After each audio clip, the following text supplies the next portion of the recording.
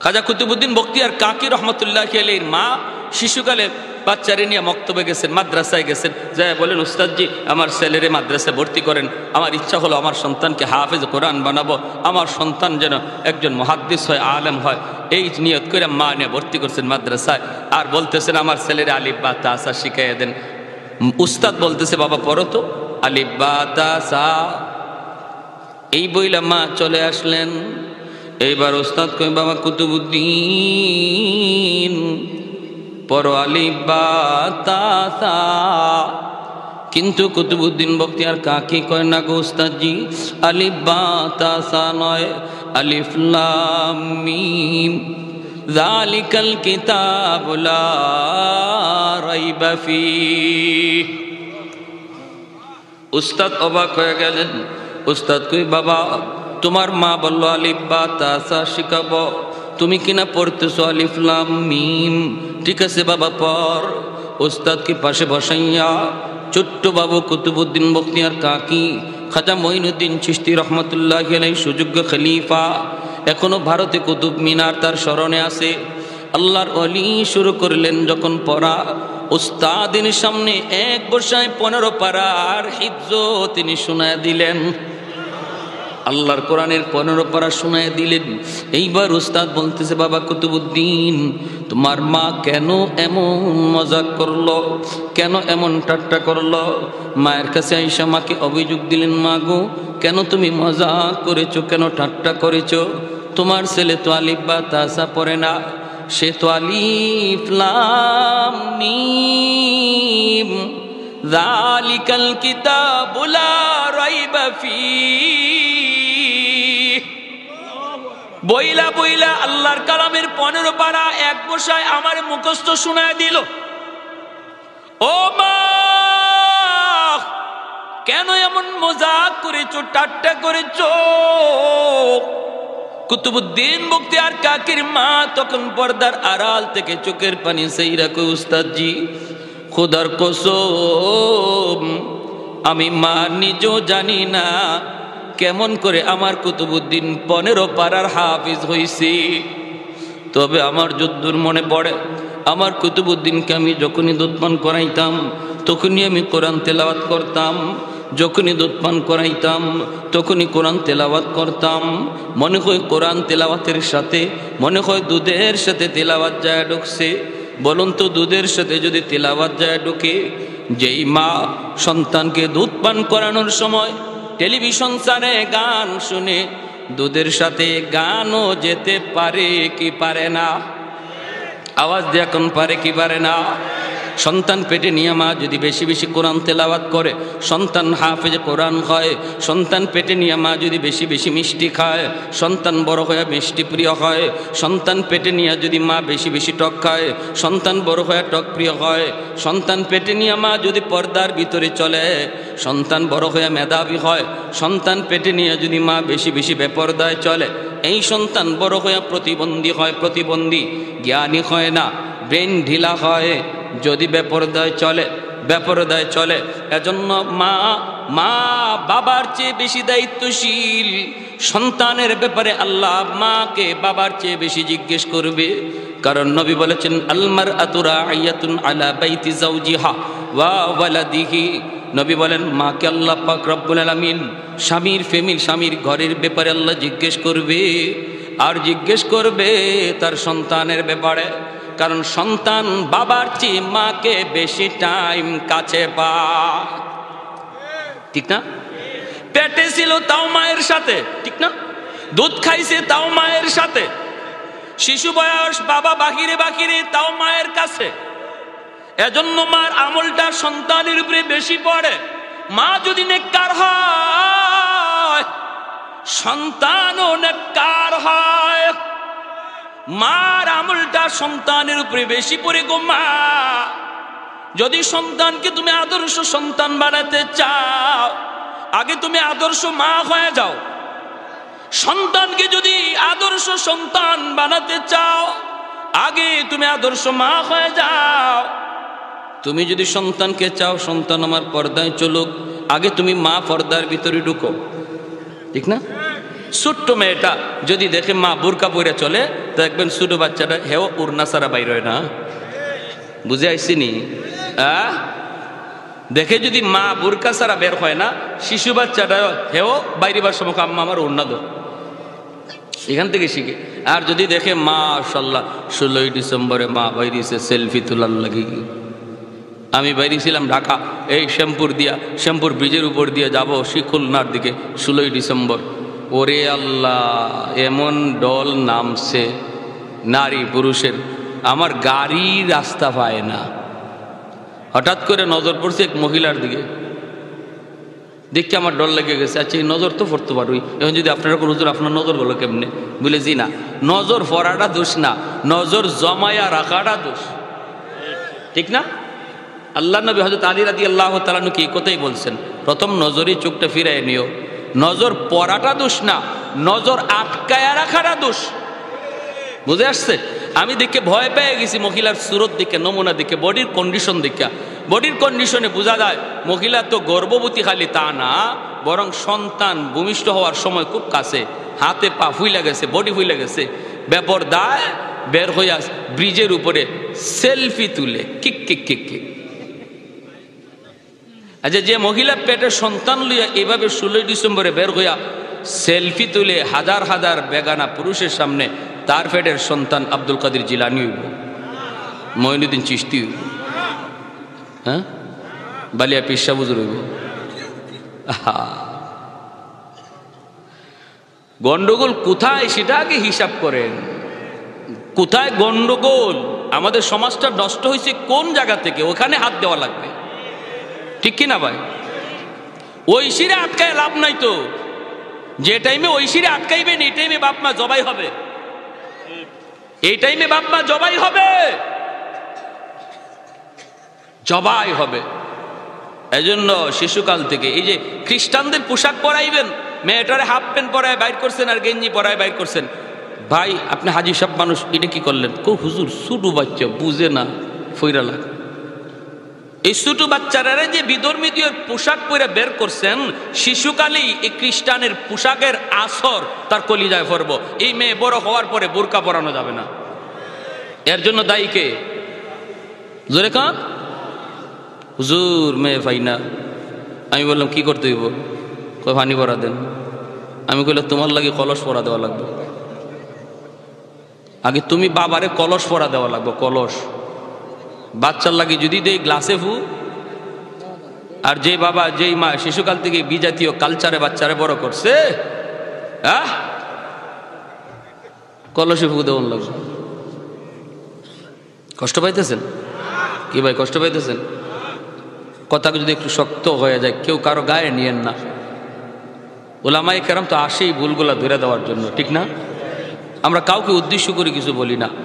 যদি আমার মাঝে দোষটা থাকে, আল্লাহর দোহাই নিজে নিজে অনুতপ্ত হই আর সিদ্ধান্ত নেই যে আল্লাহ আর এই ভুল কর্ম, আল্লাহ আর এই ভুল কর্ম না। হাসরের মাঠে সন্তানের মামলায় জাহান্নামী হতে চাই না, হাসরের মাঠে সন্তানের মামলায় জাহান্নামী হতে চাই না। তাহলে বোঝা গেল পাত্রের আসর বস্তুর উপরে পড়ে কি পড়ে না? পাত্রের আসর বস্তুর উপরে পড়ে না? এক এলাকায় গেলাম, চা খাইলাম, চা ঝাল লাগে। আপনাদের ময়মনসিংহে কি চা ঝাল লাগে? হয় চা মিষ্টি লাগবে, নতুবা ফানি ফানি লাগবে। আমাকে মতো ডায়াবেটিসের রুগী যারা, এরার চা আপনারা মুখে দেওয়ার লগেই কইবেন গরম পানি খাই, এইটা কি? তো কোনো তিতাও না মিঠাও না, নিভাবে খাই। কিন্তু এক জায়গায় যায় দেখি চা মিঠাও না, পানি পানিও না, ঝাল লাগে। ঘটনা কি? আমি বললাম ভাই আপনাদের এলাকায় কি এরকমভাবে চার মধ্যে চিনির বদলা মরিচের গুঁড়া দেয় নাকি? কয় জি না হুজুর, এই কাজ তো কেউ করে না। কয়তে আমি বললাম তাহলে এই চা ঝাল লাগতেছে, আপনি দেখেন তো। সেও নিজে টেস্ট করছে, দেখে যে ঠিকই তো চা ঝাল লাগে। আমি খবর লন, মনে হয় মরিচের গুঁড়া দিয়া দিছে। গেছে গিয়া খবর লই আইসে, কয় হুজুর মরিচের গুঁড়া না হুজুর, চা জাল দিছে, তরকারি বাতিল। বুঝছে নি কাম? চা জাল দিছে কে? তরকারির ভাতিলে চা জাল দিলে যদি তরকারির আসর সাত পড়ে, তাহলে বোঝা গেল বস্তুর উপরে পাত্রের আসর পড়েনি না পড়ে না? তাহলে আমি মা হলাম পাত্র, আমি বাবা হলাম পাত্র, আমার আসর এই বস্তু আমার সন্তানের উপরে পড়বই। সন্তানের সামনে বইয়া বইয়া সিগারেট খাইবা, এই ছেলে গাঞ্জা খাইলে বাবা 1 নম্বর দোষী, বাবা 1 নম্বর দোষী। সিনেমা দেখবা বাচ্চারে লইয়া, টেলিভিশন দেখবা, এই ছেলে দিয়ে সিনেমা হলে যায়, সিনেমা হলে যায়, এর জন্য বাবা দায়ী, মা দায়ী। কারণ শিশুকালেই তার লইয়া টেলিভিশনের চিত্রগুলা দেখে দেখা তার হায়া শরম নষ্ট করা হয়েছে। আমার ভাইয়েরা, বন্ধুরা, যুবক, আর যদি কোনো সন্তানের ব্যাপারে বাপ মা সিদ্ধান্ত নেয় আমার সন্তানকে আলেম বানাবো, হাফেজ বানাবো, নূরুন আলা নূর, ডাক্তার বানাবেন, অসুবিধা নাই, আমি তো নিষেধ করি নাই, তবে আদর্শ ডাক্তার বানাতে হবে। আদর্শ ডাক্তার যদি বানাতে হয় তাকে আগে মুসলমানের সন্তান বানাইয়া মুসলমানি শিখাইতে হবে। যার ভিতরে মুসলমানি আছে, ইসলামী শিক্ষা আছে, সেই তো মানুষ হয়। যার ভিতরে ইসলামী শিক্ষা নাই তারে মানুষ বলা যায় না। যেই ডাক্তারের কাছে ইসলামী শিক্ষা আছে, হালাল হারাম আছে, জায়েজ না জায়েজ আছে, শরীয়তের বিধিবিধান আছে, এই ডাক্তার শুধু ডাক্তার নয়, সে আদর্শ ডাক্তার। আর যেই ডাক্তারের কাছে শুধু ডাক্তারি আছে কিন্তু ইসলামী বিদ্যা নাই, হালাল হারাম নাই, জায়েজ না জায়েজ নাই, সে ডাক্তারও না, মানুষও না, সে ডাক্তারও না, মানুষও না, সে কিতা আমি কইতাম না, কইবেন আপনারা। 30,000 টাকার লোভে পইরা যেই ডাক্তার নর্মাল ডেলিভারি কেসের একজন মহিলাকে সিজার করলো, সিজার কই সিজার না করলে বাচ্চাও মরব, মাও মরব, ভুল কথা, মিথ্যা সার্টিফিকেট। কারণ বিল হবে 30,000, নর্মাল হলে তার বিল এত বেশি হবে না। যেই ডাক্তার 30,000 টাকার লোভে পইরা একজন সুস্থ মহিলাকে চিরদিনের জন্য সিজার করে অসুস্থ বানাইল, এই ডাক্তার রে ডাক্তার বলবেন না ডাকাত বলবেন? আরেকটু জোরে বলেন, ডাক্তার না ডাকাত? যেই ইঞ্জিনিয়ার রড না দিয়া বাঁশ ঢুকাইছিল, এরও কি মানুষ কইবেন? হ্যাঁ, মানুষ মরলো তো আমার কি হলো, আমার প্রয়োজন ছিল টাকা, আমার দরকার ছিল টাকা, হালাল না হারাম আমি চিনতে রাজি না। এজন্যই আল্লাহ পাক পবিত্র কোরআনের সূরাতুর রহমানের মধ্যে কোরআন শিক্ষার কথা আল্লাহ আগে আনছেন, মানুষ সৃষ্টির কথা পরে নিয়েছেন, একটাই মাত্র উদ্দেশ্য, যার ভিতরে কোরআনই জিন্দেগি পাওয়া যায় রে যুবক, যার মধ্যে হালাল হারাম পাওয়া যায়, যার জীবনে জায়েজ না জায়েজ পাওয়া যায়, তাকেই আল্লাহ পাক শুধু মানুষ কয়। যার ভিতরে জায়েজ না জায়েজ নাই, হালাল হারাম নাই, যা পায় তা খায়, যা দেখে তাই দেখতে মন চায়, যেখানে রাত কাটাইতে মন চায় তার সাথেই রাত কাটায়, হালাল না হারাম, বৈধ না অবৈধ কোনো খেয়াল করে না, আল্লাহর তালিকায় সে কোনোদিন মানুষ হতে পারে না।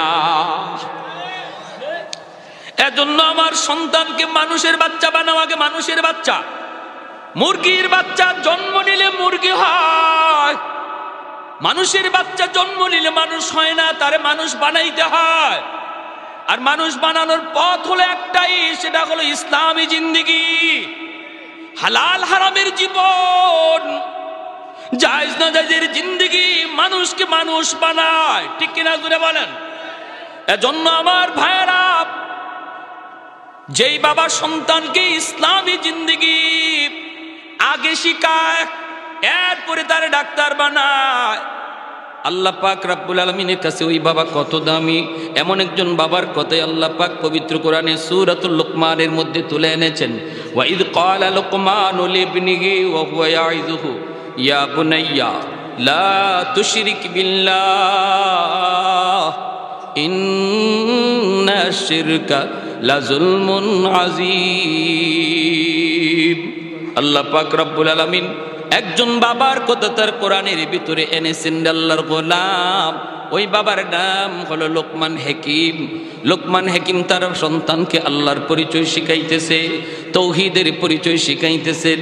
লোকমান হাকিম তার সন্তানকে আল্লাহর পরিচয় শিখাইতেছেন, তার ইসলামী জিন্দেগি শিখাইতেছেন। আল্লাহ পাকের কাছে বাবার কথাগুলি এত ভালো লাগলো, এত পছন্দ হলো, একজন বাবার কথাকে আল্লাহ পাক তার নিজের কথা বানাইয়া পবিত্র কোরআনের আয়াত হিসাবে নাজিল করলে। একজন বাবার কথা আল্লাহর কথা হয়ে গেছে, যেরকম না সুবহানাল্লাহ। কোন বাবার কথা? যেই বাবা সন্তানকে আল্লাহর পরিচয় শিখায়, যেই বাবা সন্তানকে আল্লাহর পরিচয় শিখায়, ওই বাবার কথাগুলি আল্লাহর কথা হয়ে গেছে, কোরআনের আয়াত বনে গেছে। আল্লাহু আকবার, জোরে বলেন আল্লাহু আকবার। আল্লাহর কাছে কত দামি, কত দামি, আল্লাহর কাছে কত প্রিয় ভাইরা বন্ধুরা।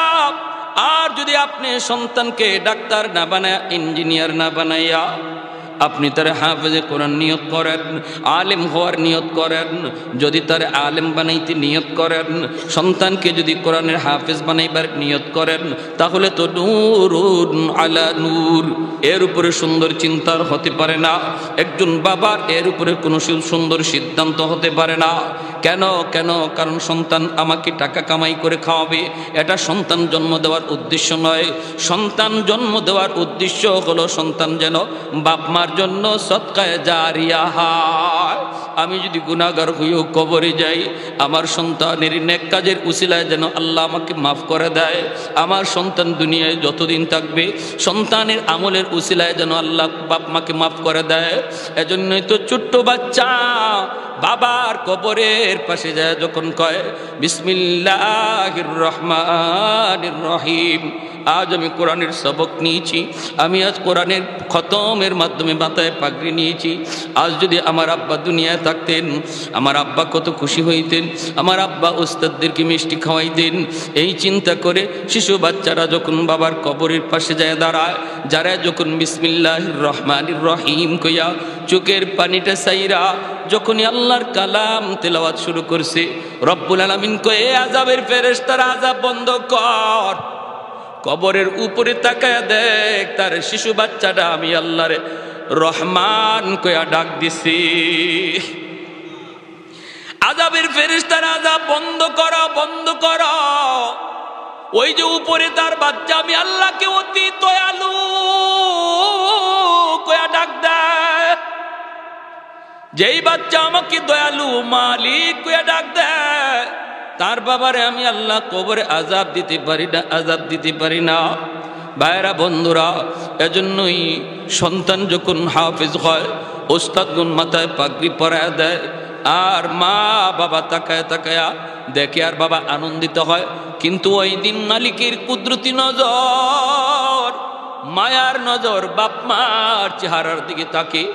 কারণ দুনিয়ার সমস্ত বাপ মা চলতেছিল স্রোতের তালে তালে, স্রোতের তালে তালে স্কুল কলেজ ভার্সিটির দিকে, আর ওই বাবাটা স্রোতের উল্টা দিকে চলতেছিল আমি আল্লাহকে খুশি করার জন্য মাদ্রাসার দিকে।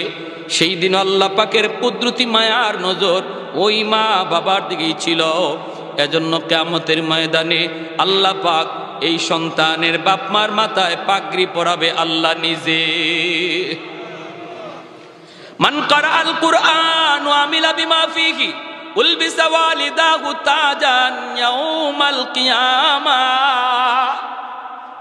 আল্লাহ নবী রহমতের নবী বলেন, হাসরের মাঠে আল্লাহ পাক কোরআনের হাফেজের বাপ মারে তালাশ করবে, একজন আলেমের বাপ মারে আল্লাহ নিজে তালাশ করবে। জোরে কোন সুবহানাল্লাহ। আল্লাহ তালাশ করবে, তালাশ করবে। আল্লাহর হাতে একটা মুকুট, মুকুটটা সূর্যের পাওয়ারের চেয়েও মুকুটের পাওয়ারটা অনেক বেশি হবে। হাসরবাসী মানুষ বুঝবে আল্লাহ কারে যেন খুঁজতেছে। ওই দিন মালিক হাফেজে কোরআন আর আলেমের বাপ মারে পাইয়া আল্লাহ কইব, আমি তোমাকে খুঁজতেছি। কারণ দুনিয়াতে তুমি চলছিলা স্রোতের উল্টা, আর সবাই চলতেছিল স্রোতের তালে তালে। মাদ্রাসায় তো ছাত্র সংখ্যা কম, স্কুল কলেজে ছাত্রের সংখ্যা অনেক বেশি, ঠিক না? হ্যাঁ, সবাই একদিকে আর মাদ্রাসার দিকে কম। আমার ফ্যামিলি না, শুধু আমার অল গোষ্ঠীর মাঝে আমি একজন শুধু মাদ্রাসায়। এখন হইতেছে আলহামদুলিল্লাহ। আমরা 3 ভাই। আমার আব্বা যখন আমার স্কুল থেকে মাদ্রাসায় নিয়ে আসছেন, প্রাইমারি স্কুলে বৃত্তি পেয়েছি, যখন প্রাইমারি স্কুল থেকে আব্বা মাদ্রাসায় এনে ভর্তি করবেন, তখন আমার চাচারা বাধা দিছে, সবাই বাধা দিছে। কি বাধা? যে পোলাটা এত ব্রিলিয়ান্ট, এত ভালো মেধা, এই ছেলেটারে মাদ্রাসায় দিয়ে তার জীবন নষ্ট করতেছো, এ মাদ্রাসায় পড়লে খাইবো কেমনে, চলবো কেমনে, বউ ফালবো কেমনে? আমার আব্বা বলছিলেন যে উলামায়ে কেরামের জবানে শুনছি, মানুষ সৃষ্টির আগেই আল্লাহ রিজিকের ব্যবস্থা করে। অতএব আমার সন্তান কিভাবে চলবে, কিভাবে খাবে, এটা আমার টেনশন না, জানেন আমার আল্লাহ। তাছাড়া আমারে জিজ্ঞেস করছে স্কুলে পড়বা না মাদ্রাসায় পড়বা, আমি ফার্স্ট চান্সেই বলছি আমি মাদ্রাসায় পড়ব। সিদ্ধান্ত ওকে, ফাইনাল। বলুন তো আমার আব্বা আমারে মাদ্রাসায় দিয়ে কি ঠকছেন? জোরে বলেন না, আওয়াজ দিয়ে কর না, ঠকছেন? হ্যাঁ, সবাই চলতেছিল একদিকে, ওই হাফেজ সাহেবের আব্বা, আলিমের আব্বা চলতেছিল উল্টা দিকে, সমাজের উল্টা। এজন্যই আল্লাহ হাসরের মাঠে ওই বাপ মারে আলাদা স্পেশাল ইজ্জত দিবে, সম্মান দিবে। আল্লাহ বলবে তোমার সন্তানের মাথায় পাগড়ি পরাইছে তার উস্তাদ, আর হাসরের মাঠে আমি আল্লাহ তোমাদের মাথায় পাগড়ি পরাবো। সুবহানাল্লাহ। এত বড় ইজ্জত, এত বড় সম্মান একজন হাফেজ সাহেবের আব্বা আম্মা, আলেমের আব্বা আম্মা পাইব। ভাইরা, নবীর একজন প্রসিদ্ধ সাহাবী হযরত আব্দুর রহমান রাদিয়াল্লাহু তাআলা আনহু, তিনি দাওয়াতের কাজে বের হয়ে যাবেন। ওই অবস্থায় তিনি তার বিবিকে বলতেছেন, বিবি গো, আমার সন্তান যদি ছেলে হয় তাহলে তারে মাদ্রাসায় ভর্তি করো। আমার মন চায় আমি একজন মুহাদ্দিসের বাবা হয়ে আল্লাহর সামনে পরিচয় দিতে চাই, যদি আল্লাহ কবুল করে। আলহামদুলিল্লাহ, এই কথা বলে তিনি চলে গেলেন, আর আল্লাহ ছেলে সন্তানই কবুল করেছেন। মা ছেলের নাম রাখছেন রবিয়াতুর রায়, যাকে হাদিসে সংক্ষেপে আমরা চিনি রবিয়া। বহুত বড় মুহাদ্দিস, বহুত বড় রাবি, যারা হাদিস পড়ান। আন রাবিয়াতা কইয়া অনেক হাদিসের রেওয়ায়েত ওনাকে পাওয়া যায়, অনেক হাদিস বর্ণনা করেছেন। সে মা সন্তানের নাম রাখছেন রবিয়া, বসন্তকালের বাতাস। সুন্দর। আমার ভাইয়েরা, শিশুকাল থেকে মা ঘরের পরিবেশে, ইসলামী পরিবেশে মা বড় করতেছেন। একটু উপযুক্ত হওয়ার পর বাবার ওসিয়ত মোতাবেক, বাবা তো চলে গেছেন দাওয়াতের কাজে, তিনি মদিনার মাদ্রাসায় নিয়ে ভর্তি করলেন। উস্তাদগণ অল্প দিনেই দেখলেন যে এই বাচ্চার জেহেন খুব বেশি, মাশাআল্লাহ, মেধা অনেক বেশি। যা পড়ে রবিয়া, যা পড়েন তাই মুখস্থ হয়ে যায়। অল্প দিনের ভিতরেই মাদ্রাসার মধ্যে সুনাম ছড়ায় গেল, সুনাম ছড়ায় গেল। উস্তাদগণ বলতেছেন, ঠিক আছে আলহামদুলিল্লাহ, সবার নজরে পড়ে গেলেন রবিয়া। এই দিকে মাস যায়, বছর যায়, যেতে যেতে 16টা বৎসর কেটে গেছে। কয়টা বৎসর? 16 বৎসরের ভিতরে রবিয়া বাবাকে দেখেন নেই, বাবা ও সন্তানকে দেখে নাই। বাবা জানেই না সন্তান ছেলে হইছে না মেয়ে হইছে, আর রবিয়া জানেন না বাবা জীবিত আছেন না মারা গেছেন। এখনের জমানার মতো তো আর মোবাইল ছিল না যে পৃথিবীর কোনো প্রান্তে থাকলে ফোন দিয়ে বলে দিত যে আমি অমুক জায়গায় আছি। তিনি তো দাওয়াতের কাজে বের হয়ে গেছেন। সাহাবায়ে কেরামের গোটা জিন্দিগি যদি আমরা দেখি, এরকমই ছিল। তারা মক্কা মদিনায় যাদের বাড়িঘর ছিল, কিন্তু কবর মক্কা মদিনায় হয় নাই। 1.25 লক্ষ সাহাবীদের ভিতরে মায়ার নবী বিদায় হজের ভাষণ দিয়েছেন। বোঝা গেল সর্বশেষ 1.25 লক্ষ সাহাবী ছিলেন, কিন্তু মক্কা মদিনায় কবর পাওয়া যায় মাত্র 10,000। বাকি 1 লক্ষের উপরে সাহাবায়ে কেরামের কবর তাদের নিজ এলাকা, সেই মক্কা মদিনায় পাওয়া যায় না। পৃথিবীর বিভিন্ন দেশে যেখানে দাওয়াতের কাজে গেছেন সেখানেই তাদের কবর হয়ে গেছে, আর বিবি বাচ্চার কাছে ফিরেন নাই। এত বড় কুরবানি ছিল সাহাবায়ে কেরামের, যাদের কুরবানির বদৌলতে আমরা ইসলাম পেয়েছি। আজকে আমার দ্বারা সেই ইসলাম কুরবানি হচ্ছে, আজ আমার দ্বারা সেই ইসলাম কুরবানি হচ্ছে, ইসলাম জবাই হচ্ছে। কি জবাব দিব, কি জবাব দিব আমার মায়ার নবী সাহাবায়ে কেরামের সামনে যেদিন আল্লাহ দাঁড় করাবে? আল্লাহ যদি দাঁড় করাবে, বলো মুখ দেখাও আমার অমুক সাহাবীর সামনে, আমার অমুক সাহাবীর সামনে মুখ দেখাও। কবর রচিত হয়েছে চীনে, কবর রচিত হয়েছে আফ্রিকার জঙ্গলে, সন্তান ছিল মদিনায়, বিবি ছিল মক্কায়। কোথায় কোথায় তাদের বাড়িঘর? সব কুরবানি করেছে দ্বীনের জন্য, যেই দিন তোমার কাছে আমানত রেখে গেছিল। আজকে জবাব দাও, সে দিনের কি হালত তোমার দ্বারা হলো? মুখ দেখাবার কোনো উপায় থাকবে না, উপায় থাকবে না। হযরত আব্দুর রহমান রাদিয়াল্লাহু তাআলা আনহু তিনি চলে গেলেন দাওয়াতের কাজে। 16 বৎসরের ভিতরে হযরত রবিয়া তিনি মাদ্রাসার সব পড়ালেখা শেষ কইরা, হাদিসের পড়ালেখা শেষ কইরা 16 বৎসরের ভিতরে হযরত রবিয়াতুর রায় মদিনার সবচেয়ে বড় মুহাদ্দিস হলেন এবং এই মাদ্রাসার উস্তাদ নিয়োজিত হলেন। শুধু তাই না, এমনকি মদিনার মসজিদ, যেই মসজিদে আমার নবী ইমাম ছিলেন, ওই মসজিদের ইমাম তাকে মদিনার মানুষ সম্মানের সাথে বানায় দিল। এখন রবিয়া মদিনার মাদ্রাসার হেড মুহাদ্দিস আর মদিনার মসজিদের ইমাম, অথচ বাবার খবরই নেই, বাবা জানেনই না ছেলে হইছে না মেয়ে হইছে।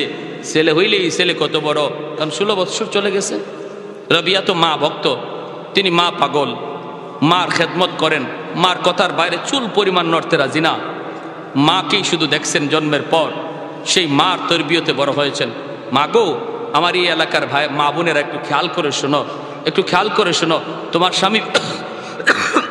স্বামী বিদেশ আছে, এজন্য সন্তানটারে তুমি কন্ট্রোল করতে পারো না। অনেক মারা এখানে ফেল করে, যদি বাবা পাশে না থাকে তাহলে মার নিয়ন্ত্রণে বাহিরে চলে যায় সন্তান, বাবার শাসন না পেলে। কিন্তু বলো দেখি, রবিয়ার মাও তো মা, তুমিও মা। রবিয়াতুর রায়ের মা যদি পারলো সন্তানকে মদিনার হেড মুহাদ্দিস বানাইতে, তুমি কেন পারবে না? পারি না তো এমন জিনিসকে বলে যেটা কেউ পারে না, একজনেও যদি পারে তাহলে বোঝা যায় পারা সম্ভব। আওয়াজ দেয়া বলেন ঠিক কিনা? আমার ভাইয়েরা, বন্ধুরা, যুবক, 16টা বৎসর পর হযরতে রবিয়া মায়ের পাশেই তিনি দাঁড়ায় আছেন। সকালবেলা তিনি বের হবেন, পড়াইতে যাবেন, ছাত্ররা অপেক্ষায়। হঠাৎ করে হযরতে আব্দুর রহমান রাদিয়াল্লাহু তাআলা আনহু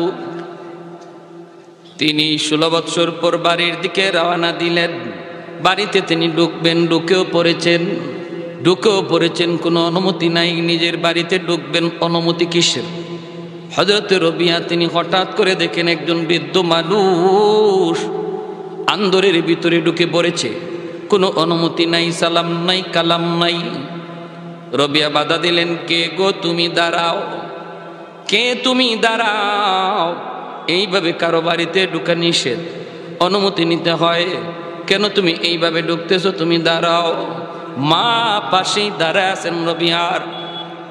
এইভাবে রবিয়া তো টেনশনে পড়ে গেছেন, আমার মা জীবনে কোনোদিন বেগানা পুরুষের সামনে যান নাই, পর্দা লঙ্ঘন হয় নাই। এই বৃদ্ধ মানুষটা কথা নাই, বার্তা নাই, অনুমতি নাই, সালাম নাই, কালাম নাই, হঠাৎ করে ঢুকে পড়ল। রবিয়া বাধা দিতেছেন, কিন্তু হযরত আব্দুর রহমান তিনি তো বাধা মানতে রাজি না। কেন মানবেন? কারণ তিনি তো তার বাড়িতে ঢুকতেছেন, বাধা দিবে কে? ঠিক না? আমি আমার বাড়িতে ঢুকবো, বাধা দেওয়ার কে? রবিয়া বাধা দেন, কারণ বাবাকে চিনেন না, আর বাবাও ছেলেকে চিনে না। এইভাবে ছেলে বাধা দেয়, বাবা শুধু ঢুকে। ছেলে বাধা দেয়, বাবা বাধা মানতে রাজি না। কাছে আসতেছেন, রবিয়া বাধা দেন। এক পর্যায়ে রবিয়ার মা তিনি তো চিনে ফেলেছেন স্বামীকে, তিনি তো ভালো করে চিনে ফেলেছেন, কিন্তু মা তো তিনি তো পরিচয় দেন না। মা যদি তখন বলে দিতেন, বাবা রবিয়া, ইনি কি বাধা দিও না, চিননি, ইনি তোমার বাবা, তাহলে তো কিচ্ছা খতম হয়ে যেত। কিন্তু মা তিনি এখানে শেষ দিতে চাইলেন না, তিনিও চাইলেন বিষয়টা কই পর্যন্ত যায়, আমি মাও একটু দেখি। বাবা আসে আর ছেলে বাধা দেয়। এই অবস্থায় মা যখন দেখেন একজনে বাধা দেয়, আরেকজনে আসে, মা তখন ডাক দিয়ে কই, বাবা রবি, বৃদ্ধ মানুষ ঢুকি যখন পড়েছে রে বাবা, বাধা দিও না, তোমার ক্লাসের টাইম হয়ে গেছে, তুমি ক্লাসে চলে যাও। রবি আর যেন আসমান মাথায় ভেঙে পড়ল।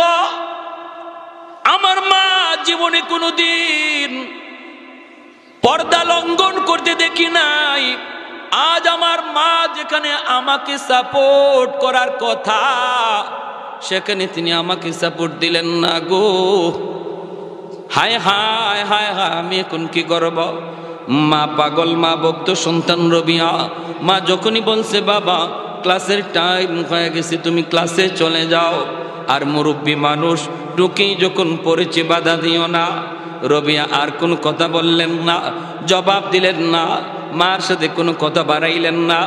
মার আদেশ চলে যাও, সাথে সাথে মাথাটা নিচের দিকে দিয়া রবিয়া মদিনার মাদ্রাসার দিকে রওনা দিয়া দিলেন। কিন্তু জানার মাথার ভিতরে একটাই টেনশন, কে সেই বৃদ্ধ মানুষ, কি তার পরিচয়, কোনদিন তো আমি দেখি নাই।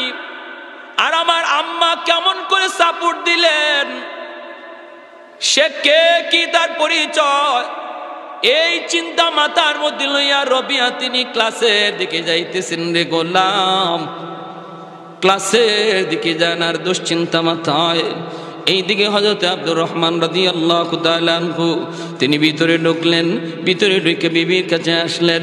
ওনার মনে অনেকগুলা প্রশ্ন, আমি আমার বাড়িতে ঢুকবো, বাধা দিবে কে, এই যুবক ছেলে কে, এই জোয়ান ছেলে কে, আমাকে বাধা দিল কেন। এই সেই বিবিকে প্রশ্ন করলেন, বিবি গো, এই যুবক কে, এত বড় সাহস তার, আমাকে বাধা দিল কে, এই জোয়ান ছেলে কে, আমাকে বাধা দেওয়ার সাহস দিল তারে কে। ও বিবি বলো না, বলো না। এমনি রবিয়ার মা কইতেছে, স্বামী গো, ও স্বামী, 16টা বছর পর এসেছো, জীবিত আসলা না মারা গেছো আমিও জানি না, জানার কোনো কথাও না।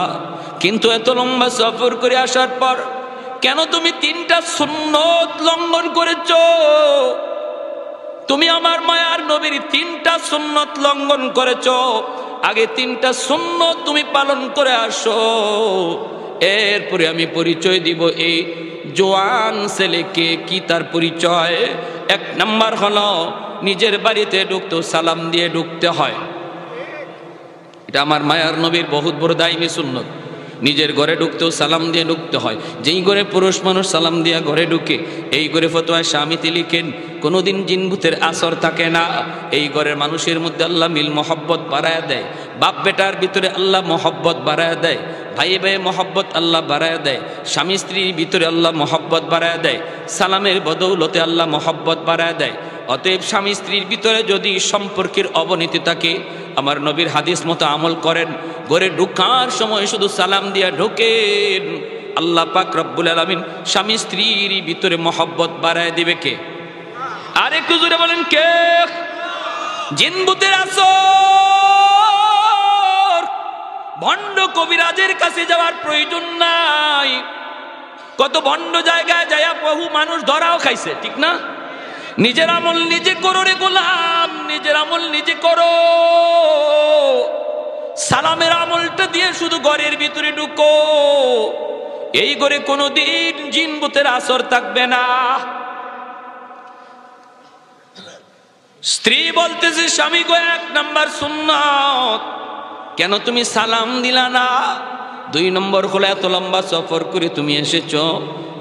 আমার মায়ার নবীর সুন্নত হলো লম্বা সফর করে ডাইরেক্ট ঘরে ঢোকা যায় না, পাড়ার আর মহল্লার মসজিদে অবস্থান করতে হয়। এই মসজিদ থেকে ঘরে খবর পাঠাইতে হয়। যারা চিল্লা গেছেন, চিল্লার থেকে ফিরবার সময় কথা কই দিছে না, চিল্লার থেকে ডাইরেক্ট ঘরে ঢুকছেন না মসজিদে আইছেন? আওয়াজ দেন না কেন? চিল্লার সাথে কম নাকি? ময়মনসিংহে তো দাওয়াতে তাবলীগের কাজ অনেক বেশি, ঠিক না? বাংলাদেশে মানে সবচেয়ে বেশি ভুলা, এরপর হলো ময়মনসিংহ। ভুলা গেছিলাম, মাশাআল্লাহ, দাওয়াতে তাবলীগের কাজ মাশাআল্লাহ দেখার মতো। আপনাদের ময়মনসিংহ এলাকার বহুত একটা সুনাম আছে, তাবলীগের সাথীরা আসলে পরে এদের চুলা জ্বালাইতে দেন না আপনারা? কি কন? দাওয়াতে তাবলীগের সাথীরা আসলে আপনারা চুলা জ্বালাইতে দেন না, একজনের পরে আরেকজনে মেহমানদারি করান। এটা আমরা ঢাকায় বসে শুনি। আলহামদুলিল্লাহ কোন? আলহামদুলিল্লাহ, আরো জোরে আলহামদুলিল্লাহ। আমার ভাইরা, তো বিবি সাহেব বলতেছে যে লম্বা সফর করে আসলেন, 16 বছরের সফর, এই সফর করে আসলেন আর ডাইরেক্ট ঘরে ঢুকে গেলেন। কি পাইছেন আপনি? মসজিদে আগে ঢুকবেন, এখান থেকে ঘরে খবর দিবেন, এটা আমার নবীর সুন্নত। ডাইরেক্ট ঘরে ঢুকলে পরে আমি যে বিবি সাহেব ম্যাডাম আমি কোন হালতে আছি, কিভাবে আছি, এটা তো আমি জানি না। স্বামী যদি খবর দেয় আমি আসছি, তখন বিবি সাহেব নিজেরে গুছায় নেবে, পরিপাটি হবে, সুন্দর পোশাক পরে, স্বামী দেখলেই যেন তার মনটা খুশি হয়। আর ঘরে ঢুকেই যদি দেখে চুল একটা ইবা গেছে, একটা হিবা গেছে, টুটের মধ্যে কালি লেগে রয়েছে, গালের মধ্যে কি কয় পাকঘরের সালি লেগে রয়েছে, তাইলে লম্বা সফর করে আসলে পরে তার মনটা খুশি হইব না বেজার হইব, কষ্ট পাইব না? দেখছেন আমার নবীর সুন্নতের কি রহস্য। এজন্য নবী কয় সফর করে আসছো ডাইরেক্ট ঘরে ঢুকো না, মসজিদে থাকো, বিবিরে খবর দাও, বিবি তোমার জন্য সেজে গুজে সুন্দর হয়ে থাকুক, স্বামীর জন্য সাজগুজ করা সুন্নত। আর ঘর থেকে বাইরে বা বেগানা পুরুষে দেখাইবার জন্য হারাম হারাম হারাম, ঠিক কিনা? আর আমাদের মহিলা তো মাশাল্লাহ স্বামীর দ্বারও লেবেন ডিশ, স্বামীর দ্বারও লেবেন ডিশ, শাড়ি কিভাবে পরছে নিজেও বুঝে না। আর যদি খালি বিয়াত যাও নয় বা বেড়ানিত কোনো আত্মীয়র বাড়িতে দেখবে টুট পালিশ আর গাল পালিশ কারে কয়, হ্যাঁ? এই সময় যদি করো গাল পালিশ না থাকে, গাল ফুললে একবার ডুবো হয়ে যায়। কিন্তু অথচ শরীয়ত বলে সাজগুজ সম্পূর্ণটা স্বামীর জন্য, ঠিক কি না? এই সাজগুজ স্বামী খুশিও হয় আর সোয়াবও হয়। এজন্য আমার মা বোনেরা সাবধান, পরপুরুষকে সাজগুজ দেখানো হারাম। সাজগুজ যা আছে, নতুন নতুন শাড়ি আছে, রাতের বেলা ফইরা স্বামীরে দেখাও। ওরে আল্লাহ রে, যে খুশি দিয়ে আপনারা বহুদিনে খুজুর পাইছি। আলহামদুলিল্লাহ আলহামদুলিল্লাহ। আমার ভাইরা তো এই সময় বিবি সাহেব বলতেছে যে এক কাজ করেন, যান এটা। আরেকটা হইলো, আপনি এত লম্বা সফর করে আসলেন, আমার নবী রওজা জিয়ারত করবেন না? আমার মায়ের নবী রওজা শরীফ জিয়ারত না করে আপনি কেমনে সরাসরি ঢুকলেন? আগে জানি 3টা কাজ করে আসেন। হযরত আব্দুর রহমান রাদিয়াল্লাহু তাআলা আনহু তিনি বললেন, ঠিক আছে বিবি, আমার ভুল হয়ে গেছে। তিনি চলে আসলেন, আইসে তিনি মসজিদে নববীতে 2 রাকাত নামাজ পড়লেন। মায়ার নবী রওজার সামনে যায় তিনি রওজা শরীফ জিয়ারত করলেন, সালাম জানাইলেন। ও ভাইরা, হঠাৎ করে তাকায় দেখেন নবীজি রওজা শরীফের পাশে বসে বসে ওই যুবক, যেই যুবক কিছুক্ষণ আগে বিবির পাশে দাঁড়ানো ছিল, ওই যুবক নবীর রওজার পাশে বসে বসে হাদিসের মসনদে উস্তাদের আসনে বইসা অসংখ্য অগণিত ছাত্রকে মায়ার নবীর হাদিস পড়ায়, মায়ার নবীর শোনায়া শোনাইয়া নবীজি রওজার পাশে বইসা বইসা আমার নবীকে শোনায়া শোনায় হাদিস পড়ায়। মায়ার নবী রওজা আতহারের ভিতরে তিনি জিন্দা। আমার নবী রওজা শরীফের মধ্যে মুর্দানা জিন্দা। আর একটু জোরে বলেন, মুর্দানা জিন্দা। ওই জাহিলগুলি, ওই মূর্খগুলি, ওরা আমাদেরকে গালি দেয়, ওয়াহাবি কয়া কয়, ওয়াহাবিরা নবীরে মুর্দা কয়। এ আহাম্মক কবির উলামায়ে কেরাম নবীরে কখনো মুর্দা কয় না। নবী কবরে এখনো জিন্দা। কুতবুল আলম শাইখুল ইসলাম, শাইখুল আরবি ওয়াল আজম হুসাইন আহমদ মাদানী রহমাতুল্লাহি আলাইহি নবীর রওজার পাশে বৈশা 18 বছর তিনি হাদিস পড়াইছেন। হায়াতুন নবীর মাসালা আসলো, নবীজি রওজা শরীফের ভিতরে জিন্দা। ছাত্রগুলি কই, হুজুর মাসালা তো বুঝলাম কিন্তু বাস্তবে বুঝে আসে না। নবীজি রওজা শরীফের ভিতরে কেমন করে জিন্দা, বাস্তবে বুঝে আসে না। আল্লাহর ওলি কই বুঝে আসে না, কই না বুঝে আসে না, কই বুঝে আসে না, কই না বুঝে আসে না। কই তাহলে রওজার দিকে তাকাও।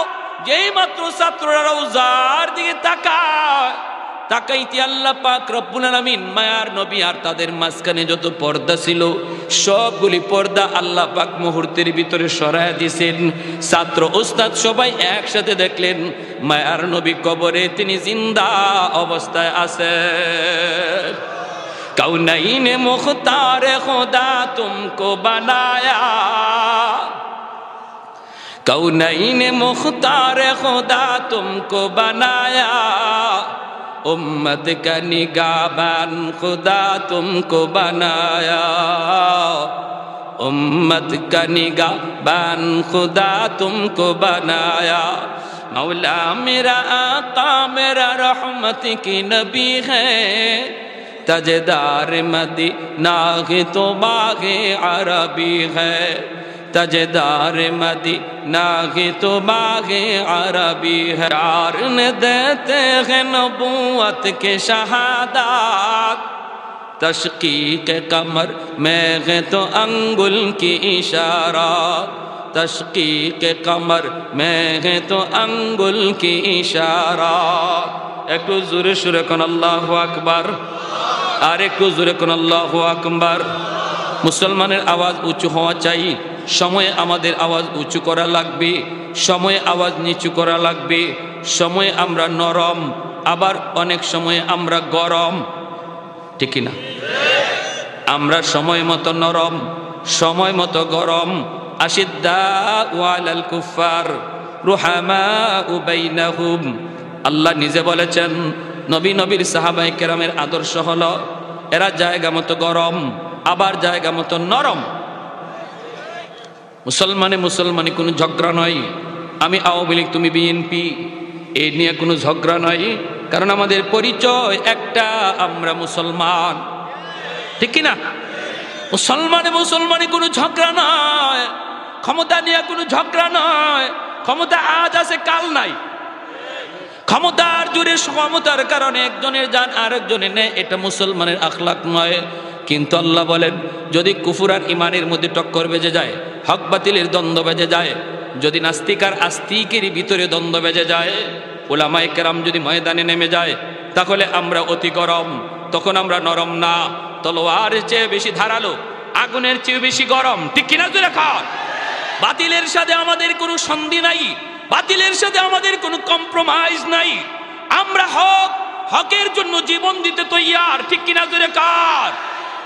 পশ্চিমাদের চোখ পড়েছে কাবাগুরির প্রান্তরে, ব্রিটিশ দালাল দল বেঁধেছে ধ্বংস করতে চায় কারে। পশ্চিমাদের চোখ পড়েছে কাবাগুরির প্রান্তরে, ব্রিটিশ দালাল দল বেঁধেছে ধ্বংস করতে চায় কারে। আল্লাহ পাকের ঘর, তোর সাহস থাকলে ধর, দো জাহানের মালিক যিনি পবিত্র কাবা, ঠিক কিনা? ওই আরবের দিন বাঁচাতে সত্য ন্যায়ের মুক্তি চাই, মুহাম্মাদের বাহিনী আজ আসলে তোদের রক্ষা নাই। ওই আরবের দিন বাঁচাতে সত্য ন্যায়ের মুক্তি চাই, মুহাম্মাদের বাহিনী আজ আসলে তোদের রক্ষা নাই। তামাম দুনিয়া জুড়ে আজকে মুসলমানদের সাথে খেলা শুরু হয়েছে। আজ অমুক দেশে কোরআন পড়ায়, কাল আরেক দেশে আল্লাহর কালাম পড়ায়। ফাইজলামি, ঠিক কিনা? আমরা মনে রাখো আমরা ঘুমায় রয়েছি, কিন্তু যদি জাগি খবর আছে। মুসলমান বাঘের জাত, সিংহের জাত, ঠিক কিনা? ফিলিস্তিনের জমিনে আজকে মুসলমানের রক্তে লাল। গাজায় প্রতিনিয়ত মুসলমানের লাশ ঝরছে, প্রতিনিয়ত গাজায় মুসলমানের লাশ, মুসলমানের রক্তে জমিন লাল হয়ে যাইতেছে। ভাইরা বন্ধুরা, আজকে মক্কা বাইতুল মুকদ্দাস, সেই ফিলিস্তিনে বাইতুল মুকদ্দাসের ইমামকে গুম করে ফেলেছে ইহুদিরা। বাইতুল মুকদ্দাস ভাঙ্গা ইহুদি হায়নারা এখানে গির্জা বানাইতে চায়। নাউজুবিল্লাহ, জোরে কর। ওদের নজর কই পর্যন্ত গেছে চিন্তা করছেন? এখন বাইতুল মুকদ্দাসের দিকে নজর দিছে, 2 দিন পরে কাবা শরীফের দিকে নজর দিবে, এরপরে মদিনা শরীফ, রওজা শরীফের দিকে নজর দিবে। কেন দিবে জানেন? কারণ হইছে আমরারে মাঝে মাঝে খুসা দিয়ে দেখে আমরা ঘুমাই রইছি না জিন্দা আছি। আপনারা ঘুমাই রইছেন না জীবিত? ঘুমাই রইছেন না জিন্দা? হজাক না জিন্দা? সবাই চোখের ঘুমের কথা বলি নাই, মনের ঘুম ভাঙছে এমন কারা কারা আছে একটু হাত তুলে আল্লাহকে দেখা। আল্লাহ কবুল করো, জোরে কোন আমিন, আরো জোরে আমিন। আমার ভাইরা, খানায় কাবা নিয়ে ষড়যন্ত্র হবে, মসজিদে আকসা নিয়ে ষড়যন্ত্র হবে, সুইডেনে কোরআন পড়াবে, আর আমরা নীরব বসে থাকবো। এটা হতে পারে না, ইমানের দাবি নয়। উলামায়ে কেরাম যদি আবারও ময়দানে ডাক দেয়, তাহলে ইমান বাঁচাও আন্দোলনে সেই ময়মনসিংহের রাজপথ অবরোধ করতে কারা কারা তৈয়ার? হাত উঠে আল্লাহকে দেখাও। পশ্চিমাদের চোখ পড়েছে কাবাগুরির প্রান্তরে, ব্রিটিশ দালাল দল বেঁধেছে ধ্বংস করতে চায় কারে। আল্লাহ পাকের ঘর, তোর সাহস থাকলে ধর, ঠিক না? আল্লাহ পাকের ঘর, তোর সাহস থাকলে ধর, দো জাহানের মালিক যিনি পবিত্র কাবা, ওই আরবের দিন বাঁচাতে সত্য ন্যায়ের মুক্তি চাই, মুহাম্মাদের বাহিনী আজ আসলে তোদের রক্ষা নাই। ওই আরবের দিন বাঁচাতে সত্য ন্যায়ের মুক্তি চাই, মুহাম্মাদের বাহিনী আজ আসলে তোদের রক্ষা নাই। মুহাম্মাদুর রাসূলুল্লাহর বাহিনী আসেনি, হাত উঠে বলো আসেনি। একটু দাঁড়াও, জেগে উঠো ওহে মুসলমান, আর কতদিন দিন ইসলামের সইবে অপমান। একটু দাঁড়াও, জেগে উঠো ওহে মুসলমান, আর কতদিন দিন ইসলামের সইবে অপমান। রক্ত দিয়ে পবিত্র ওই মক্কা মদিনা, সেই জমিনে সিনেমা হল চলতে পারে না। রক্ত দিয়ে পবিত্র ওই মক্কা মদিনা, সেই জমিনে সিনেমা হল চলতে পারে না। নূর মক্কার ইসলাম তার তাকলো কি আর দাম, বন্দিশালায় তাকে যদি কাবার ইমাম। ওই আরবের দিন বাঁচাতে সত্য ন্যায়ের মুক্তি চাই, মুহাম্মাদের বাহিনী আজ আসলে তোদের রক্ষা নাই। ওই আরবের দিন বাঁচাতে সত্য ন্যায়ের মুক্তি চাই, মুহাম্মাদের বাহিনী আজ আসলে তোদের রক্ষা নাই। পশ্চিমাদের চোখ পড়েছে কাবা গড়ের প্রান্তরে, ব্রিটিশ দালাল দল বেঁধেছে ধ্বংস করতে চায় কারে। পশ্চিমাদের চোখ পড়েছে কাবা গড়ের প্রান্তরে, ব্রিটিশ দালাল দল বেঁধেছে ধ্বংস করতে চায় কারে। আল্লাহ পাকের ঘর তোর সাহস থাকলে ধর, দো জাহানের মালিক যিনি পবিত্র কাবা। ওই আরবের দিন বাঁচাতে সত্য ন্যায়ের মুক্তি চাই, মুহাম্মাদের বাহিনী আজ আসলে তোদের রক্ষা নাই। আবারও দেখতে চাই মুহাম্মাদুর রাসূলুল্লাহ বাহিনী আসেনি, হাত উঠে বলো আসেনি।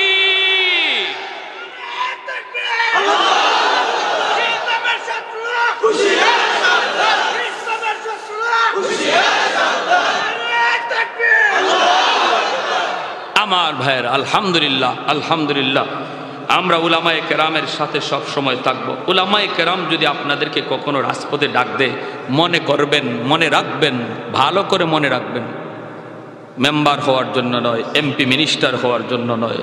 রাজপথে যদি ডাক দেয় তাহলে বুঝবেন এটা ঈমান বাঁচাও আন্দোলনে ডাক দিয়েছে, ঠিক কি না? উলামায়ে কেরাম গোটা জাতির জন্য রাজপথে নামে, মুসলিম উম্মার জন্য রাজপথে নামে, ব্যক্তির স্বার্থে রাজপথে ডাক দেয় না। তারা এমপি মিনিস্টার হওয়ার এত আরজু নয়, এত পাগল নয়। হাদিস পড়ানোর ভিতরে যেই স্বাদ, এটা মন্ত্রী মিনিস্টার হওয়ার মধ্যে এই স্বাদ নাই।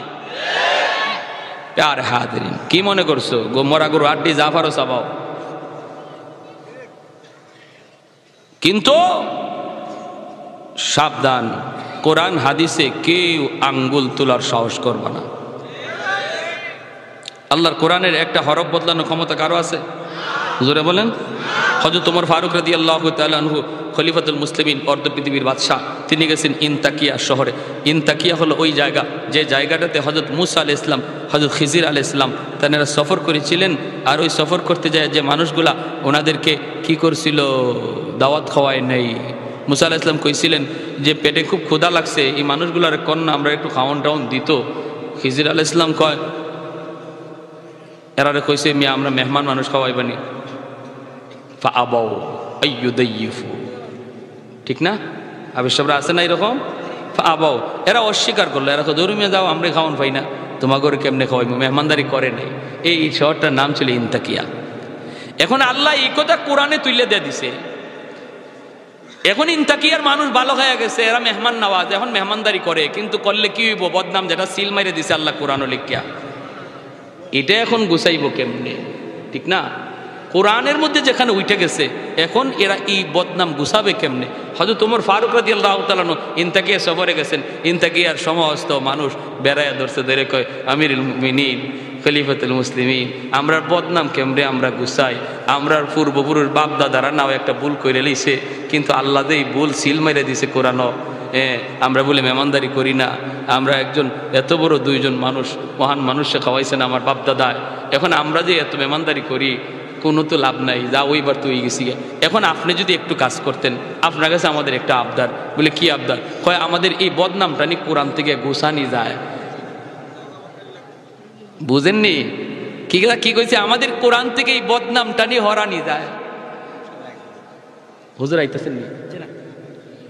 কই দি মা, আমি আর কততে 11:30 সম্ভবত সাহারা গেছে। ওরে আল্লাহ রে, তো বলতেছিলাম হযরত ওমর রাদিয়াল্লাহু তাআলা হয়তো কেমনে কও তোমরাই কও কোরআনের আয়াত বদলাই দিমু নাকি না মুচ্ছে দিমু? এরা কয় না এত কিছু করা লাগবে না হুজুর, ছোটমোটো একটা কাজ করলেই হবে, ছোটখাটো। কয় কিরকম? কই এই যে আল্লাহ পাক আবাও লেখছে, এই বার নিচের নুক্তারে আপনি উফরে তুলে দিয়ে দিবেন, বার নিচের নুক্তারে উফরে তুলে দিবেন, উফরে তুললে আরেকটা নুক্তা দিয়ে দিবেন, তাহলে বা ওই যাব তা, বা ওই যাব কি, বা ওই যাব কি তা। তাইলে কোরআনে আয়াত পড়তে গিয়ে মানুষ আবাও পড়তো না, কইব আতাও। তে আতাও হইলে অর্থ একবারে পুরা জাগা মতো আই হয়, মানে আমরা মেহমানদারি করছি, বুঝছিনি? খালি কিতাব বদলাইতে, হরফ বদলাইতে কইছে না নুক্তা বদলাইতে কইছে? বাদ দেওয়া না, জায়গাটা আরেক জায়গায়, নিচেরটা উফরে তুলবার কথা। হযরত ওমর ফারুক রাদিয়াল্লাহু তাআলা ওরে আহাম্মকের আহাম্মক, জাহিলের জাহিল। আরে আমি উমর জায়গা থেকে সরে যেতে পারি, পাহাড় পরিবর্তন হতে পারে, সমুদ্র জায়গা থেকে আরেক জায়গায় চলে যেতে পারে, কিন্তু আল্লাহর কোরআনের একটা নুক্তা এক জায়গা থেকে আরেক জায়গায় যাওয়ার কোনো সুযোগ নাই। এজন্য বলি আল্লাহর কোরআনের উপরে কেউ আঙ্গুল দিয়েন না, সাবধান। আমাদেরকে আমাদের জায়গায় থাকতে দেন, কোনো অসুবিধা নাই, আপনারা আপনাদের মতো চলেন। কিন্তু আমরা একটা কথাই বলবো, শরীয়তের বিধিবিধান নিয়ে কেউ বান্দরের বাচ্চা আর শিয়ালের বাচ্চা কইেন না, এগুলো আমরা বরদাস্ত করি না, ঠিক না? আল্লাহ বলে বনি আদম, আর তুমি কো বনি বান্দর, কয়নি না? কয় না? আপনারাও কি বান্দরের জাত না মানুষের জাত? আমরা মানুষের সন্তান না? যারা যারা নিজেরা মনে করে হে ইরম, হে নিজে মনে করে বই থাকুক, হ্যাঁ যদি মনে করে হে বান্দরের জাত থেকে আইছে, আমরা কোনো অসুবিধা নেই বাবা, তুমি তোমার বান্দর লয়ে থাকো, কিন্তু আমরা মানুষের সন্তান, ঠিক না? ঠিক না? জোরে কোন আলহামদুলিল্লাহ। আমরা মাননীয় সরকার প্রধানকে ধন্যবাদ জানাই যে এদেশে তৌহিদি জনতার প্রাণের দাবি ছিল যেটা, সেই দাবির দিকে খেয়াল করে এই পাঠ্যসূচির এই বইটাকে, এই ডারউইনের থিওরিটাকে বাদ দেওয়ার সিদ্ধান্ত দেওয়া দিছে এবং বিজ্ঞ উলামায়ে কেরামের বোর্ড বসায় দিছে। সবাই বলি মারহাবা, আরো জোরে মারহাবা। আমার ভাইরা, আমি সিলেটি মানুষ, তো সিলেটি ভাষা আইয়ে মাঝে মাঝে, কিছু বুঝেন না আপনারা, বুঝতে কোনো অসুবিধা হয়? ময়মনসিংহের সাথে সিলেটের আত্মার সম্পর্ক আছে, ঠিক না? হ্যাঁ, নুরুদ্দিন ঘরপুরি রহমতুল্লাহি আলাইহি নাম শুনছেন নি? শুনেন নাই? বহু আসছেন, আসরের নামাজ পড়ছেন সিলেটে, মাগরিবের নামাজ ময়মনসিংহে। আসর পড়ছেন ময়মনসিংহ, মাগরিব পড়ছেন সিলেট। কোন বিমানে গেলেন? Bangladesh airlines, Saudi airlines? No, কুদরতি এয়ারলাইন্স, কুদরতি এয়ারলাইন্স, কুদরতি এয়ারলাইন্স। হুজুর একবার এরকমভাবে চুনারগড় 7 দিন ব্যাপী তফসির হয়, 7 দিন ব্যাপী তফসির হয়। এই তফসিরের মাঝে হুজুরে বয়ান করছেন, এরপরে রেস্টের জন্য হুজুরা জায়গা দিচ্ছেন। নুরুদ্দিন ঘরপুরি রহমতুল্লাহি আলাইহি সকালবেলা তিনি যাবেন, হঠাৎ করে রাত 2টা বাজে উঠতে কয়, হুজুরে আমি চলে যাব, আমার ফজরের পরে বুখারীর দর্শ আছে, আমি চলে যাব। উস্তাদরা বলতেছে, হুজুর এত রাত্রে কোত্থেকে গাড়ি পাবো আর পৌঁছাবো কেমন করে হুজুর? হুজুর আল্লাহর দোহাই, হুজুর কিছুক্ষণ পরেই তো ফজর হয়ে যাবে, হুজুর একটু থাকেন। হুজুর কয়, আমি কি তোমাদেরকে বলছি আমারে ফাটাও? আমি বলছি আমি থাকবো না, ঠিক না? আমারে তোমরা ফাটাও তো বলি নাই। এই বলে নিচে নেমে গেছেন। উস্তাদরা পিছনে পিছনে ভয়ে কাঁপতেছেন, কিছু কন্যা। লাঠি তো একটা আছে, কোন সময় কারে লাঠি দিয়ে মারেন ঠিক নাই, তবে লাঠির বাড়ি যে খাইছে এ কামিয়াব হয়ে গেছে, ঠিক না? তো মেন রোডে দাঁড়াইছেন। আমিও এই 7 দিন তফসিরে বয়ান করি, তো হুজুরা বলতেছে, হুজুর এরপরে আমরাও পিছনে দাঁড়াই রয়েছি, ভয়ে কাঁপতেছি, রিক্সা পর্যন্ত নাই, শহর পুরা নীরব। 3টা বাজে, কে থেকে কি হইতো? হুজুর যাইব কি করে? হঠাৎ করে দেখি সাদা রঙের একটা প্রাইভেট কার শা ডাকাইয়া আমাদের সামনে আইয়া খারাইছে বড়ে দেখি ড্রাইভার সাহেবের সাদা ভাগরি, সাদা জুব্বা। আইয়েই দরজাটা খুললে, আসসালামু আলাইকুম রহমতুল্লাহ। হুজুর গাড়িতে বসেন। হুজুরও গাড়িতে বসে গেছেন। এরপর হুজুরা বলতেছে যে আমরা এখন অবাক যে এই গাড়ি সারি কি করিয়া, কি গ্যারান্টি আছে হে যে হুজুরের জায়গা মতো ফুসাইব নাকি নিয়ে মারবই? এরকম ঘটনা হয়নি না? হয় না? ভয় তো আছে। আমরা তো চিনা দরকার গাড়িটা কোন গ্যারেজের, গাড়ির ড্রাইভার কেটা, তার বাড়ি কোথায়, একটু জানি না। আমরা হুজুরে পাঠাই, একা একা হুজুর যাইতেছে। তখন গাড়ির সামনে গিয়ে হুজুরে দাঁড়ায় গেছে, ভাই তুমি কে? তোমার গাড়ি কই থাকে? তোমারে তো আমরা চোনারুঘাট এলাকায় কখনো দেখি নাই। কে তুমি ভাই, তোমার বাড়ি কোথায়? হে জবাব দিব দূরের কথা, তাকাই না, চাই না। তখন হুজুরের পিছন থেকে লাঠি বর দিয়ে লাঠি দিয়ে আপনি বাড়ি দিয়েছেন। হুজুর, এই তোরা ইগুরে কিতা জিগাও, তোরা ইগুরে কিতা জিগাও, ইগো তোমরা সাথে মাতবো নি, এ মানুষ নি, এ তো জিন, এ মানুষ নি, তোমরা সাথে মারত।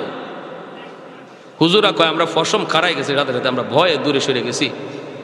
6 টাকায় গাড়িটা লইয়া চলে গেল। আমাদের তোর সারা রাত ঘুম নাই, ওদের নামাজ পড়ে ফোন লাগাইলাম। ছাত্ররা কয় হুজুরে বুখারীর দরস দিতেছে, হুজুরে বুখারী শরীফ পড়াইতেছে। উলামায়ে কেরামকে জিন্নাতরা শ্রদ্ধা করে, কারণ তাদের সিনে আল্লাহর কোরআন। আল্লাহ নবী বলে ইন্নাল আলিমা ইস্তাগফিরু লাহু মান ফিল আরদি ওয়া মান ফিস সামা হাত্তাল হিতানু ফি জাওফিল মা ওয়া ফি রাওয়ায়াতিন আন নামলাতু ফি জুহরিহা। তুমি আলেমের কদর বুঝো না, তুমি মাদ্রাসার ছাত্রর কদর বুঝো না, তুমি মাদ্রাসার কদর বুঝো না। কিন্তু আল্লাহ নবী বলে এই মাদ্রাসার কদর, এই ছাত্রগুলির কদর, উলামায়ে কেরামের কদর গাছে বুঝে, গাছের পাতায় বুঝে, জমিন বুঝে, জমিনের বালিকণা বুঝে, গর্তের পিপিলিকা জানে, পানির নিচের মাছও জানে। এজন্য মাছও কয় আল্লাহ আলেমদের হায়াতে বরকত দাও, হাফেজে কোরআনের সংখ্যা বাড়াও, সমাজে মাদ্রাসা বেশি বেশি তৈয়ার করো। কারণ মাছে জানে আল্লাহ যতদিন সমাজে মাদ্রাসা থাকবে ততদিন জমিন তুমি টিকায় রাখবা, আমি মাছের হায়াত বাড়বে। আলেম থাকবে তো আমার হায়াত বাড়বে, হাফেজে কোরআন থাকবে আমার হায়াত বাড়বে। অতএব মাদ্রাসাকে কেউ যদি টিকায় রাখছে মনে করে ভুল কথা। মাদ্রাসাকে আমি আর তুমি টিকায় রাখি নাই, আমার আর তোমাকে আল্লাহ পাক মাদ্রাসার খাতিরে টিকায় রাখছে। কেউ যদি কেন মাদ্রাসার ছাত্ররে খাওয়ায় এ কথা মনে করবো না আমি খাওয়াই, বরং নবীর হাদিস বলে তার খাতিরে আল্লাহ আমাকে খাওয়ায়, তার খাতিরে আল্লাহ আমারে খাওয়ায়, তার খাতিরে আল্লাহ আমারে বাঁচায়, তার খাতিরে আল্লাহ আমাকে সমস্ত নিয়ামত দিতেছে, রহমত দিতেছে। আমার ভাইয়েরা বন্ধুরা, অসুবিধা দিতেছে আপনাদের? মনে আছে ঘটনা? মনে আছে? হ্যাঁ ভাইয়েরা আমার, হযরত রবিয়া তিনি হাদিস পড়ান, হাদিসের দরস দেন। অসংখ্য গণিত ছাত্র, এই ছাত্র লইয়া তিনি কোরআন হাদিস পড়ান। আর বাবা তিনি তাকায় তাকায় দেখেন আর মনে মনে ভাবেন এই তো সেই যুবক, যেই যুবক কিছুক্ষণ আগে আমার বিবির কাছে ছিল। হ্যাঁ, তার পরিচয় কি জানি না, সে কে। আল্লাহ যদি আমাকে আল্লাহ যদি আমাকে এমন একটা সন্তান আল্লাহ আমাকে দান করত, এই মনের ভিতরে তার ইচ্ছার তামান্না, আমি তো বাবা হয়ে ধন্য হয়ে যেতাম, আমি তো বাবা হয়ে ধন্য হয়ে যেতাম। হাসরের মাঠে আমি বলতাম মালিক আমি অমুক মুফতি সাহেবের আব্বা, অমুক হাফেজে কোরআনের আব্বা, অমুক মুহাদ্দিস সাহেবের আব্বা। এই মহিলা হযরতে আব্দুর রহমান তিনি কাঁদতেছেন, চোখ থেকে দর দর করে পানি পড়ে, তিনি কাঁদতেছেন হাওমাও করে। রবিয়া তিনি তাকান, তাকায় দেখেন লোকটা ওই লোক, যেই লোক কিছুক্ষণ আগে বাড়িতে ঢুকছে এইভাবে বাধা দিচ্ছেন, এরপরও সে বাধা মানে নাই। হযরত রবিয়াও তিনি চিন্তায় পড়ে গেলেন, লোকটা এইভাবে কান্দে কেন? ছাত্ররাও বারবার শুধু তাকায়। রবিয়া বলেন বাবা ওই দিকে তোমরা তাকায়ও না, ক্লাসের দিকে মনোযোগী হও। ছাত্ররা মনোযোগ দিয়ে পড়তেছে। ভাইয়েরা বন্ধুরা, হযরত আব্দুর রহমান তিনি চলে গেলেন বাড়িতে, যাইয়া তিনি বিবিকে সালাম দিলেন। এবার আর তার কোনো ভুল হয় নাই, সালামটা দিয়ে তিনি চোখের পানিটা মুছেন আর বলেন বিবি গো, ও বিবি প্রশ্নের জবাব তুমি পরে দাও, প্রশ্নের জবাব আমি পরে শুনব। নবীজি রওজার পাশে গিয়া আমার নবী রওজা জিয়ারত করার সময় আমি তোমার পাশে দাঁড়ানো ওই যুবকটাকে এখনো দেখেছি। নবীর রওজার পাশে বৈশা বৈশা সে হাদিস পড়াইতেছে, অসংখ্য ছাত্র হাদিস পড়তেছে, আর আমার মাজার নবী রওজায় শুয়া শুয়া হাদিস শুনতেছে। ওগো বিবি, ওগো বিবি, আমার তো কলিজা কামড় দিয়ে উঠছে। আমার মনের ভিতরে এমন তামান্না ছিল, এমন আরজু ছিল, এমন আকাঙ্ক্ষা ছিল গো বিবি, আল্লাহ যদি আমাকে এমন একটা সন্তান দিত, আমি বাবা মা আমরা ধন্য হয়ে যেতাম। হাসরের মাঠে পরিচয় দিতাম মালিক আমি তো কোরআনের পাখির বাবা, আমি তো কোরআনের পাখির দাদা, আমি তো কোরআনের পাখির মা। এই রকম কয়া যখন হযরত আব্দুর রহমান কাঁদতেছে, বিবি কাছে আইসাই স্বামীর চোখের পানিটা মুইসা, বিবির নিজেও কান্দে আর কই স্বামী গো